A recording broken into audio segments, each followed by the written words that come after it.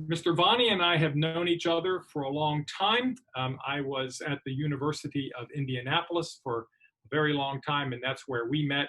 And I'm very, very proud to be a neighbor and a part of this community. And I'm very happy to be here to congratulate you on this very, very important achievement. Now, Mr. Vani told me I could take as much time as I want, but I won't. I'm not the star. You are the stars of this show. Now, because this is an academic celebration, I am dressed for the party. You'll see that I have my academic cap and gown on. This is the regalia for a doctor of education, the soft hat, the long hood, the long robe, the 3 velvet stripes, and the light color blue.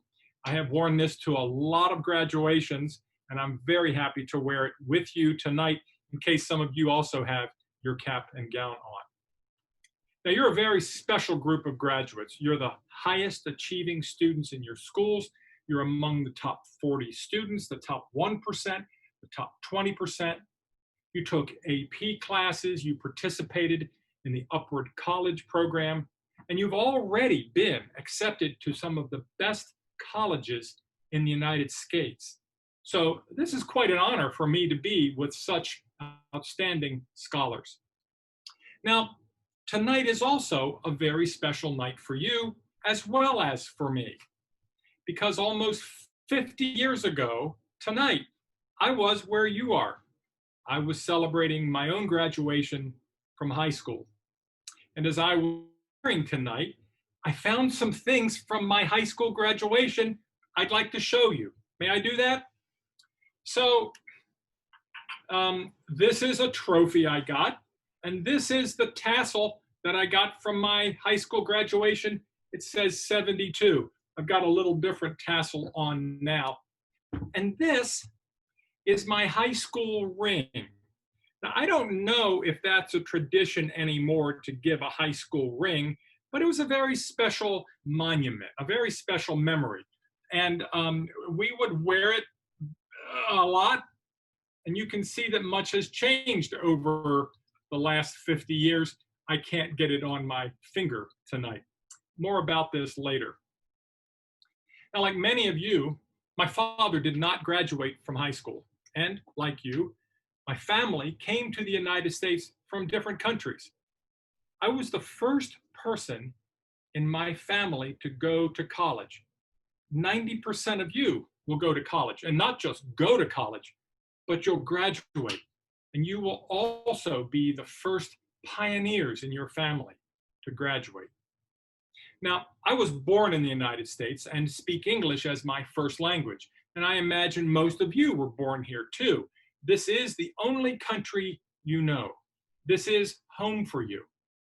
But like you, I have relatives who were born in another country and came here later. Some of my family spoke only their native language and never learned to speak English at all. They relied on their children and their grandchildren to translate for them. Does that sound familiar? My family came to the United States looking for something better, some safer place, a place where their children had a better chance at success than they had. They faced many hardships in their travel. They didn't speak English, didn't have jobs or friends or a place to call home.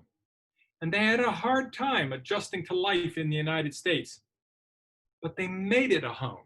They made it their home. Maybe people in your family have had experiences like that too. Now, it was the hardest on my grandmother because she felt like she had a foot in 2 worlds. She wanted to fit into being an American. She was born here. She was afraid of being embarrassed if her friends heard her parents speak the old language.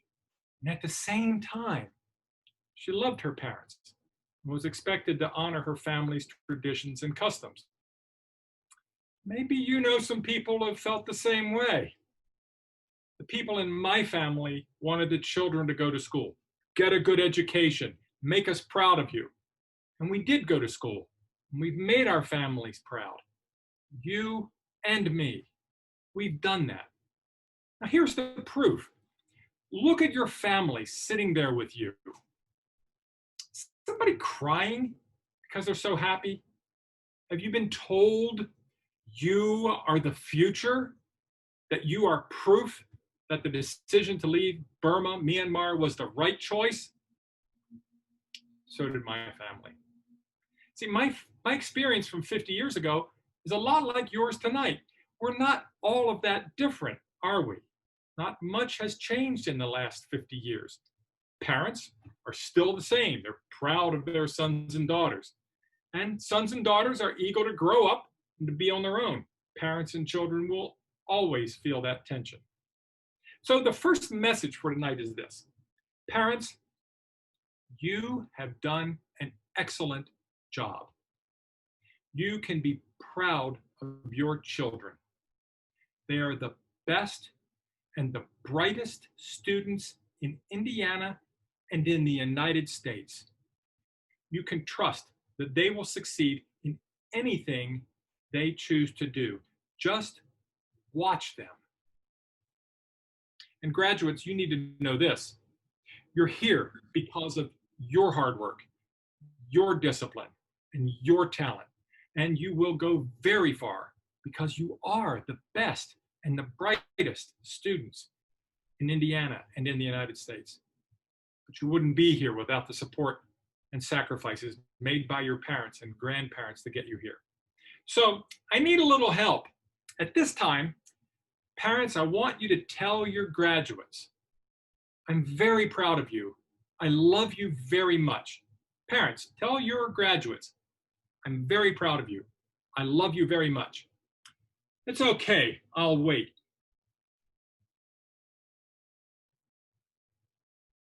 And now, graduates, I want you to turn to your family and say, thank you for all you have done to help me succeed. I love you. That's it. Thank you for all you have done to help me succeed. I love you. Isn't that a nice thing to do? Imagine if all of us said, thank you and I love you just a little bit more often. Wouldn't that make us all a little better? Wouldn't that make this place a little nicer?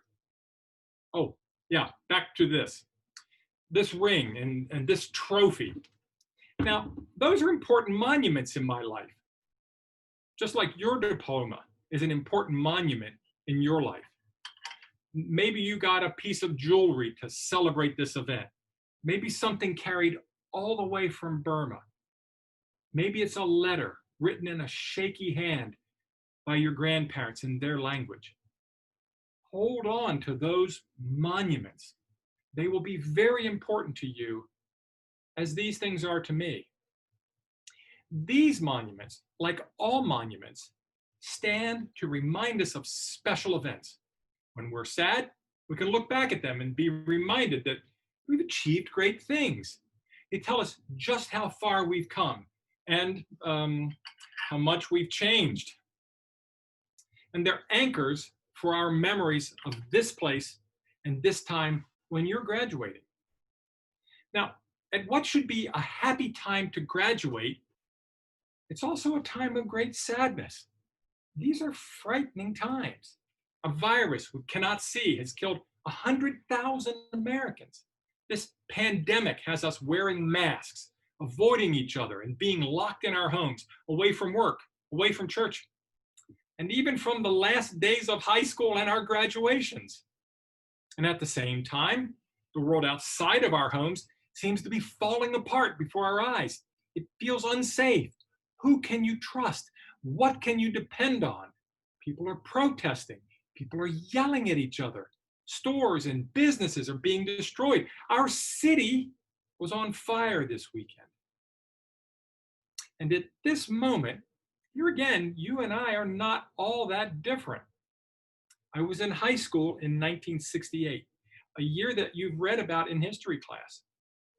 In the late 1960s, we were fighting a war thousands of miles away. People were protesting. Minorities, particularly African Americans, were being assaulted and killed. My own city of Baltimore was on fire, and rioters rampaged for days, looting and destroying property.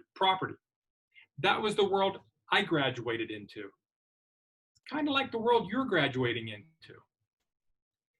But here is the good news. We came through it. We moved forward. It was awkward, and we still have much work to do, but America is a better place than it was when I graduated from high school. And we will come through this time too, and it'll be a better place than it is now. I promise you that. I've lived through it. I can make that promise. We will move forward, and it'll be awkward, and we have a lot of work to do, but this is what America does. We move forward, and we bring others with us. Now, there's no magic in how we move forward. It just takes work. And who will do that work?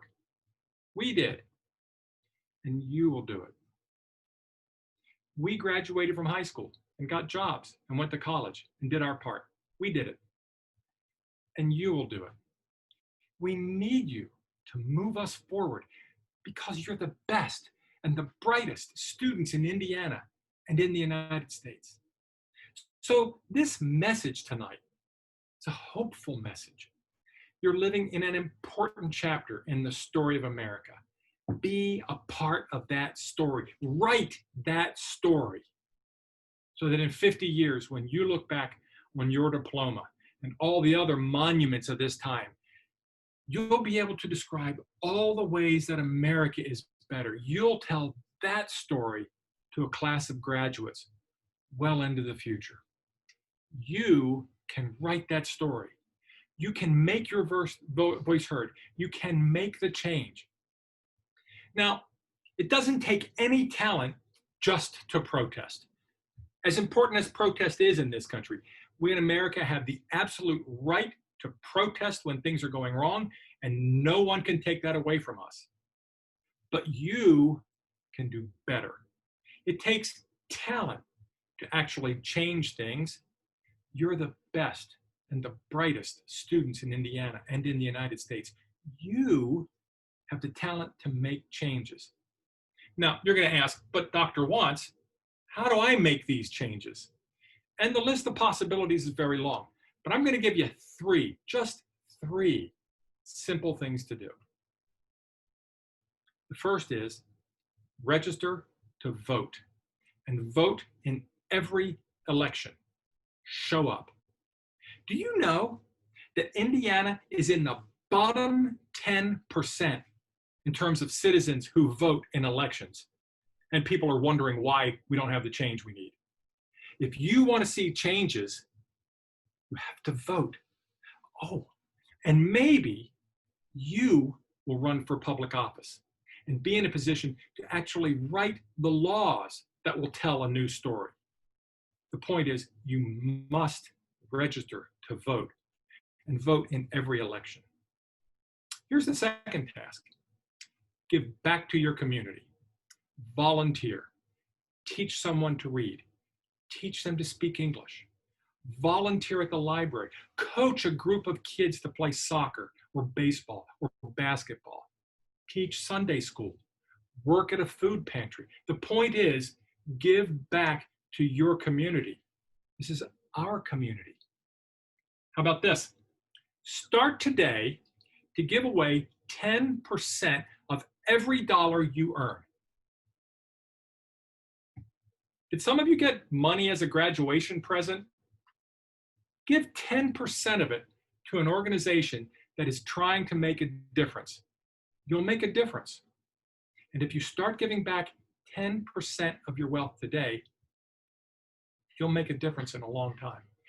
It may not be much now, but as you earn, you'll be able to do more with it. You'll be able to give more away, and you'll have a much greater influence on making those positive changes.